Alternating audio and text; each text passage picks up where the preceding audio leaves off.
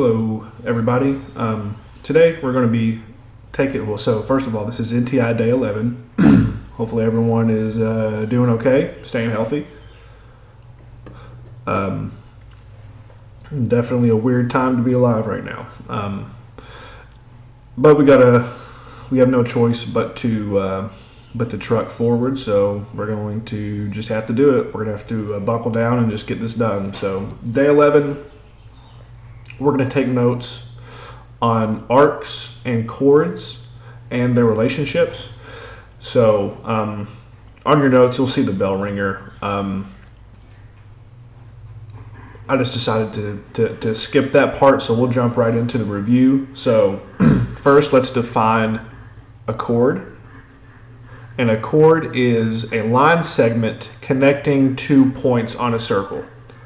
So, for example, if you look up here at our bell ringer that I marked out, a chord is so this is a line segment going from here to here.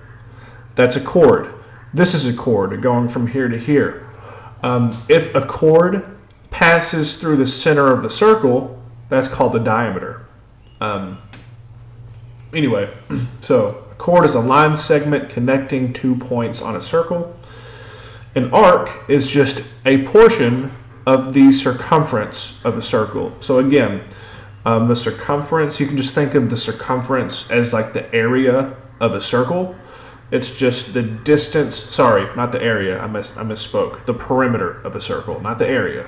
So the circumference is just the length all the way around the circle. So if you had one of those meter sticks, like where you walked with it, and it told you how far you walked, the circumference is if you start here and just walked all across the edge of this circle, that's the circumference. And an arc is just a portion of that. So if you're looking at this circle, if you have a chord, this chord right here, you can't really read it, but that's DE. This is chord DE. The minor arc would be this guy, and the major arc would be the long way around. That's what an arc is. And both of those are just portions. They're just little snippets of the circumference of this circle. We should know what congruent means. Congruent just means the exact same size and shape. And then we're going to have to go way back to the first couple weeks of school. So you remember alternate interior angles. I kind of wrote this poorly. Alternate interior angles are equal in measure. We'll just kind of, you just don't ignore that part. Alternate interior angles are equal in measure. And that's whenever we had problems like this. You had two parallel lines, and then we have this other sort of diagonal line cutting through both of these parallel lines, and this is the parallel sign, so that is parallel to that, these little arrowheads.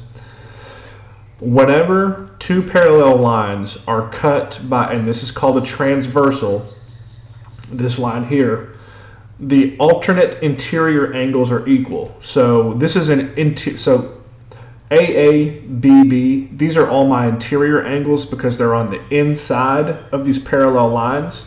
So alternate interior angles are equal. So if you have this interior angle A, what's opposite to that means I have to go down the other side of the transversal and jump to the other side of the street. So if this is A, that's also going to be A, meaning if A is 50, that's also going to be 50. And then also, so B, the alternate interior angle to B means I have to jump to the other side of the street and go to the other end.